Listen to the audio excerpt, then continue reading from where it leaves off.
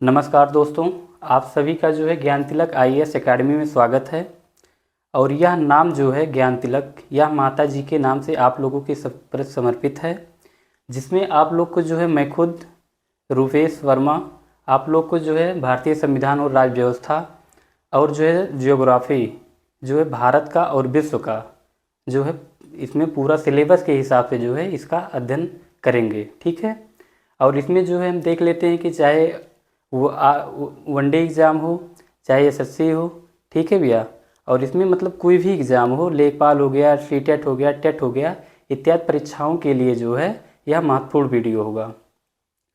और उससे इसके अलावा जो है भारतीय संविधान एवं राज्य व्यवस्था के बाद जो है इसमें टीजीटी पीजीटी से संबंधित सभी कक्षाएं जो है ली जाएंगी। सैद्धांतिक पक्ष को देखा जाएगा, भूगोल में जो है थिंकर भी देखा जाएगा, उसमें वैकल्पिक व्यवस्था।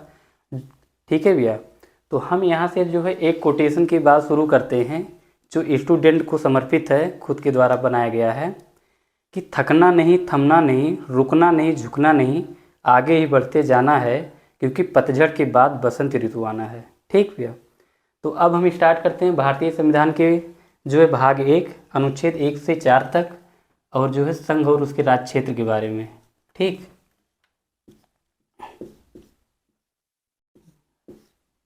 भाग 1 अनुच्छेद जो है 1 से 4 तक, और जो है संघ और राज्य क्षेत्र, संघ एवं उसके राज्य क्षेत्र, उसके राज्य क्षेत्र। ठीक भैया। भारतीय संविधान में जो है भारतीय संविधान के भाग 1 के अंतर्गत जो है अनुच्छेद 1 से 4 तक यह प्रावधान किया गया है संघ और राज्य क्षेत्र। वर्तमान समय में भारत में जो है 28 राज्य और 8 केंद्र शासित प्रदेश विद्यमान है। ठीक है। जबकि अनुच्छेद 1 में कहा गया है, अनुच्छेद 1 में कहा गया है भारत राज्यों का संघ है। क्या है? भारत राज्यों का संघ है, राज्यों का संघ है। ठीक भैया। और जो है दूसरे में अनुच्छेद 2 क्या कहता है? अनुच्छेद 2 में जो है नए राज्यों की स्थापना और गठन का प्रावधान किया गया है। नए राज्यों की स्थापना, नए राज्यों की स्थापना। ठीक। और अनुच्छेद 3 में जो है 3 ये जो है गठन से संबंधित है। ठीक भैया। गठन मतलब जो है जो राज्य क्षेत्र होंगे उनके नामों में, सीमाओं में जो परिवर्तन किया जाता है उससे संबंधित है। और आपका अनुच्छेद जो 4 है, अनुच्छेद 4 क्या कहता है? इसमें जो है प्रथम अनुसूची और चौथी अनुसूची के अंतर्गत जो है इसमें संसद को इसी अनुसूची के अंतर्गत जो है इसी अनुच्छेद के अंतर्गत संसद को जो है विध बनाने का जो है शक्ति दिया गया है। ठीक। तो ये आपका जो है ये अनुच्छेद बता दिए। लेकिन अब हम आपको इसमें दिखाते हैं कि इसके इतिहास के बारे में, कि संघ और केंद्र शासित प्रदेशों का इतिहास क्या रहा है। हम इसको जो है देखते हैं कि नए राज्यों का पुनर्गठन मतलब राज्यों का पुनर्गठन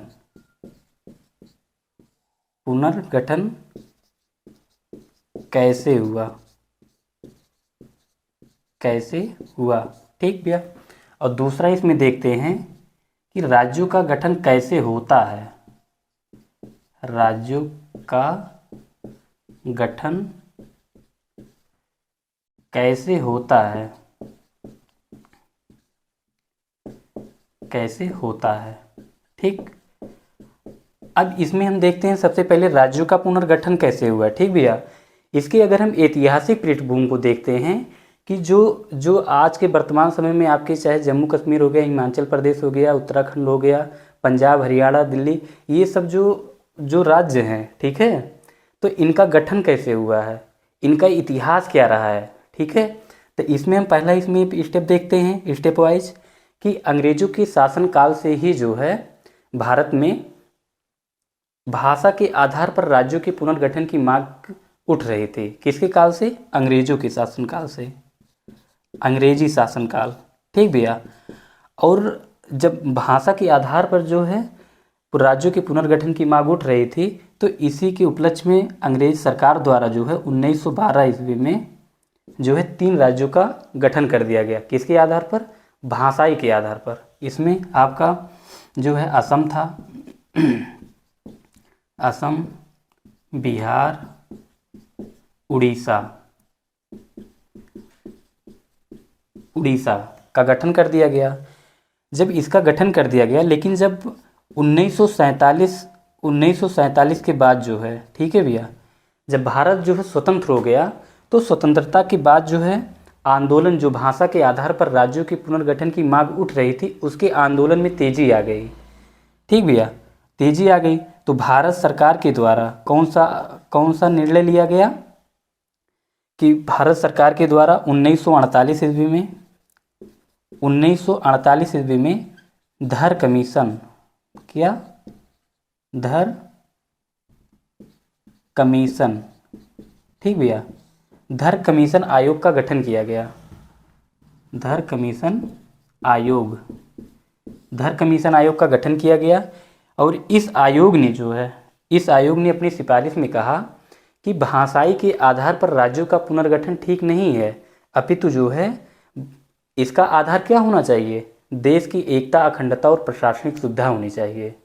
ठीक, लेकिन इसके बाद जो है सरकार ने धर कमीशन आयोग की सिफारिश को जो ठुकरा दिया। फिर 1949 में चलते हैं, तो फिर इसके बाद जो है JBP 3 सदस्यीय आयोग का गठन किया गया भारत सरकार के द्वारा। और इसमें जो है जवाहरलाल नेहरू, वल्लभ भाई पटेल और पट्टाभी सीतारमैया जैसे दिग्गज नेता जो है इस समिति में शामिल थे। और इस कमीशन के द्वारा 1949 ईस्वी में जो है अपनी रिपोर्ट सरकार को प्रस्तुत की गई। और इस समिति ने अपनी रिपोर्ट में कहा कि भाषा के आधार पर राज्यों का पुनर्गठन ठीक नहीं है, अपितु जो है इसका आधार क्या होना चाहिए? देश की प्रशासनिक सुविधा और देश की एकता, अखंडता होनी चाहिए। ठीक, लेकिन इस आयोग ने, जो JBP ये समिति था, इन्होंने क्या कहा? एक शब्द ये जोड़ दिया, जनतंत्री।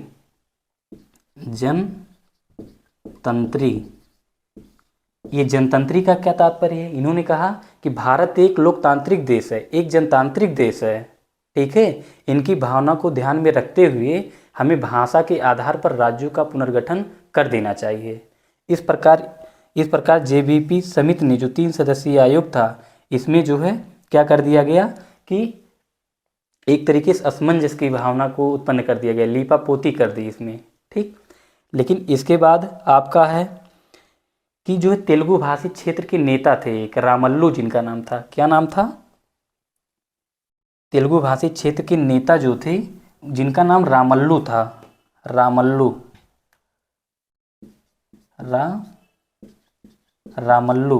ठीक, ये जो है कहाँ के थे?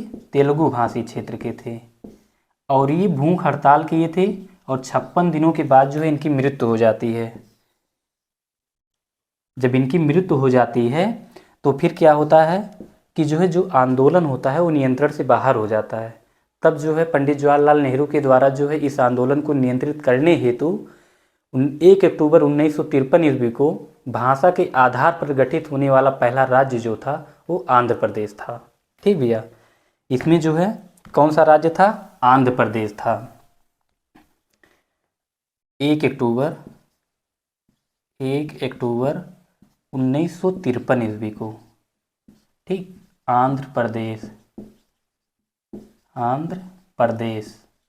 ठीक भैया, ये हो गया। लेकिन इसके जो पुनर्गठन की मांग हो रही थी भाषा के आधार पर, फिर 1953 ईस्वी में पुनर्गठन अधिनियम पारित किया गया। पुनर्गठन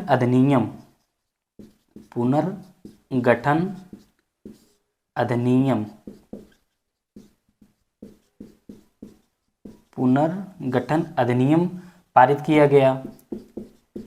और इसी के द्वारा जो है 3 सदस्यीय आयोग का गठन किया गया। कितने भैया? 3 सदस्यीय।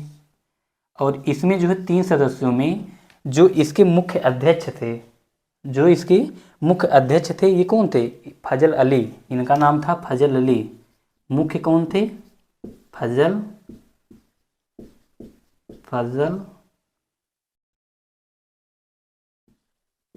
फजल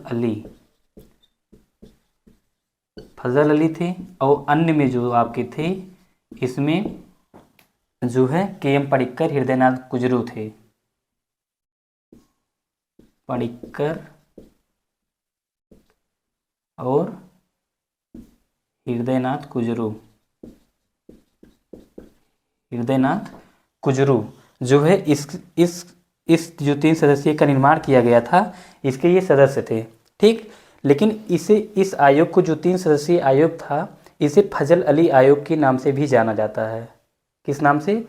फजल अली आयोग के नाम से जाना जाता है।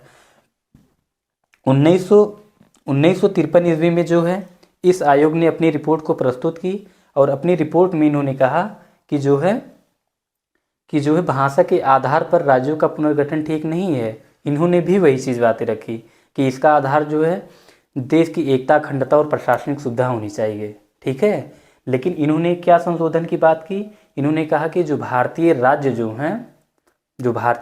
हैं, जो ABCD आदि के क्रम में जो है का वर्गीकरण किया गया है, इनको समाप्त कर दिया जाए और 16 राज्य, 16 राज्य और 3 केंद्र शासित प्रदेश का जो है निर्माण किया जाए इसके स्थान पर। जब इन्होंने अपनी सिफारिश में ये बात कही कि 16 राज्य और 3 केंद्र शासित प्रदेश का निर्माण किया जाए, तो भारत सरकार के द्वारा जो है संविधान में कुछ संशोधनों के माध्यम से जो है क्या कर दिया गया, इनकी सिफारिश को लागू कर दिया गया। किसकी? फजल अली आयोग की। और फिर 1956 ईस्वी में जो है पुनर्गठन अधिनियम भारत सरकार के द्वारा पारित किया गया। किसके द्वारा? भारत सरकार द्वारा 1956 ईस्वी में। ठीक भैया, अब इसमें जो है जब ये अधिनियम पारित किया गया, तो इसमें जो है भारत सरकार के द्वारा 14 राज्य और 6 केंद्र शासित प्रदेश, 14 राज्य और 6 केंद्र शासित प्रदेशों का जो गठन कर दिया गया। अब इसके गठन के बाद आपका इसमें 15वें राज्य के रूप में जो है आपका 15वें राज्य के रूप में, इसको हम जो है क्रमबद्ध ढंग से जो लिख देते हैं, और इसको जो है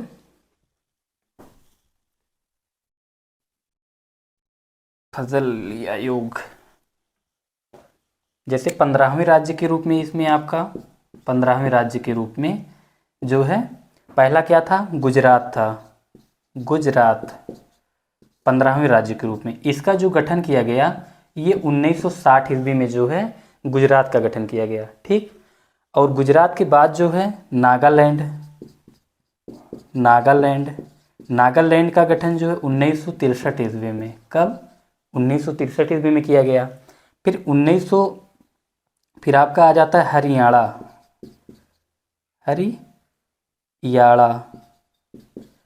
इसका गठन जो है भारत सरकार के द्वारा जो है 1966 ईस्वी में, पंजाब भी इसमें सम्मिलित था। ठीक भैया, और इसके बाद आपका आ जाता है 1971 में जो है हिमाचल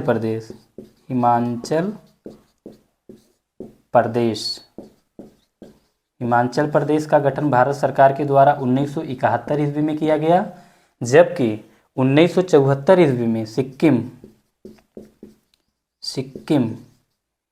सिक्किम को जो है 1974 ईस्वी में 35वें संविधान संशोधन के द्वारा जो है शाह राज्य का दर्जा दिया गया। शाह राज्य, इसे पहले जो है शाह राज्य का दर्जा दिया गया, लेकिन इसी को 1975 ईस्वी में 36वें संविधान संशोधन के द्वारा जो है पूर्ण राज्य का दर्जा, किस चीज़ का भैया? पूर्ण राज्य का जो है दर्जा दिया गया। ठीक, अब जो है आपका तो यहाँ तक हो गया, और इसके बाद आपका आ जाता 1986 ईस्वी में। कितना? 1986 ईस्वी में जो है भारत सरकार के द्वारा आपका इसमें जो है मिजोरम का और अरुणाचल प्रदेश का जो गठन किया गया। मिजोरम प्लस अरुणाचल प्रदेश।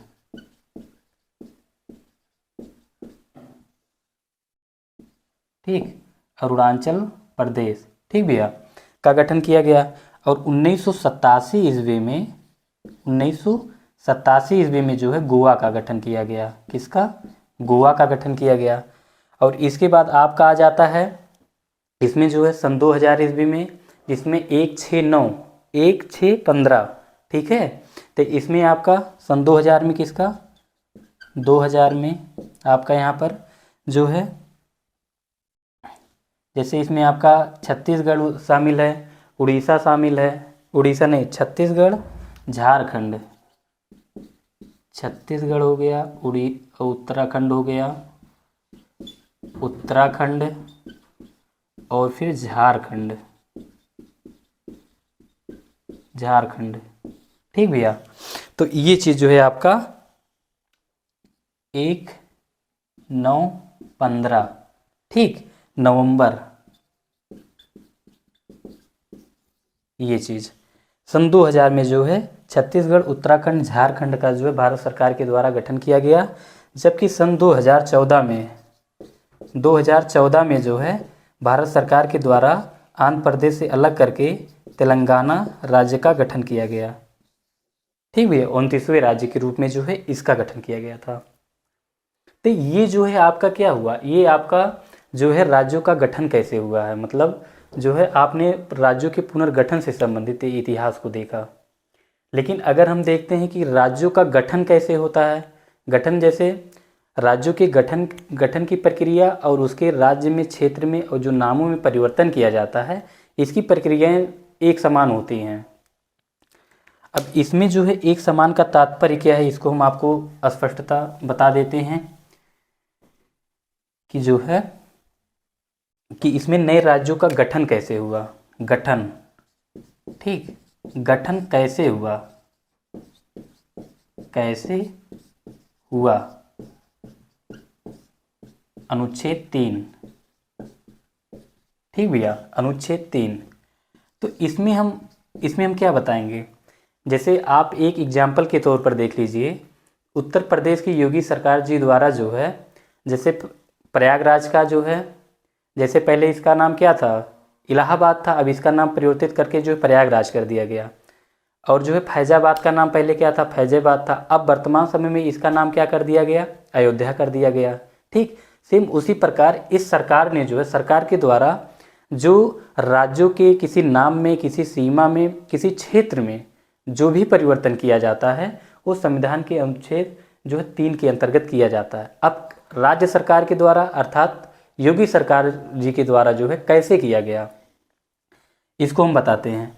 तो इसमें क्या होगा कि इसके गठन से संबंधित जो है परिवर्तन करने के लिए, जैसे नाम, सीमा या क्षेत्र में परिवर्तन, ठीक भैया, परिवर्तन। अब इसमें परिवर्तन कैसे होगा, परिवर्तन आपका इसमें जो है राष्ट्रपति की पूर्व सहमति से, किसके, राष्ट्रपति के पूर्व सहमति से,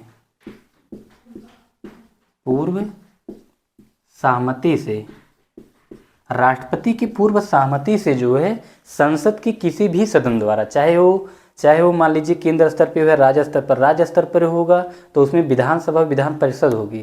तो इसमें किसी भी सदन के द्वारा जो है क्या होता है कि परिवर्तन करने का जो प्रस्ताव लाया जाता है, ठीक भैया, दोनों सदन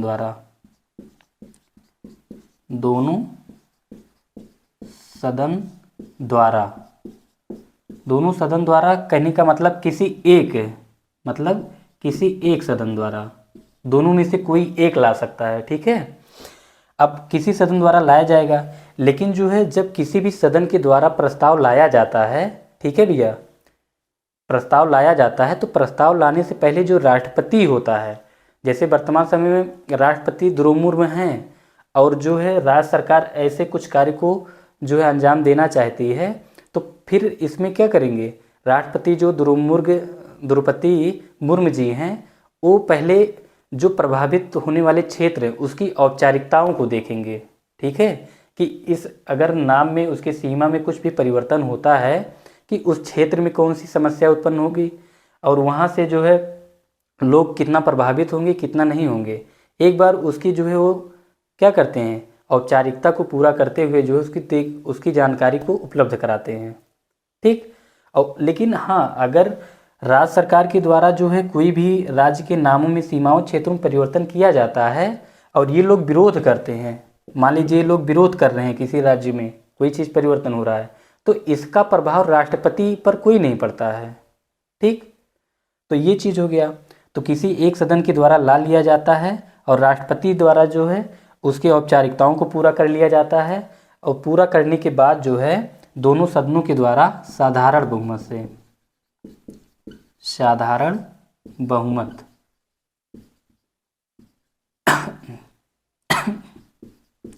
साधारण बहुमत से प्रस्ताव को पारित कर लिया जाता है। ठीक, और फिर प्रस्ताव करने के बाद जो है जो राष्ट्रपति होते हैं, राष्ट्रपति द्वारा जो है उस पर जो है हस्ताक्षर कर दिया जाता है। हस्ताक्षर, जब हस्ताक्षर कर दिया जाता है तो वो जो है कानून में परिणत हो जाता है। ठीक भैया, तो आपका ये जो है संविधान के भाग 1 अनुच्छेद 1 से 4 तक संघ और राज्य क्षेत्र जो है कंप्लीट हुआ। ठीक भैया, अब जो है इसके बाद हम कल, इंटरेस्टिंग टॉपिक है नागरिकता क्या होता है, संविधान के भाग 2 अनुच्छेद जो है 5 से 11 तक। और विशेषकर जो है संविधान जो है ऐसा टॉपिक होता है जिसमें हर व्यक्ति को, चाहे वो प्रतियोगी परीक्षा की तैयारी कर रहा हो, चाहे वो आम इंसान हो, ग्रामीण क्षेत्र में रह रहा हो, कहीं पर भी रह रहा हो, उसे जो है संविधान के बारे में, अपने अधिकारों के बारे में, अपनी नागरिकता के बारे में, अपनी पंचायत के बारे में, ठीक है, अपनी नगर पालिकाओं के बारे में, मतलब जो शासन व्यवस्था है, उच्च न्यायालय, न्यायपालिका, विधायिका, इनके बारे में एक जो है ज्ञान होना आवश्यक है। केवल ये नहीं कि ये प्रतियोगी परीक्षाओं के लिए ही जो है उन विद्यार्थियों के लिए है। ठीक भैया, तो इसमें इंटरेस्टिंग टॉपिक हम कल देखेंगे कि नागरिकता क्या होता है, मौलिक अधिकार क्या होते हैं।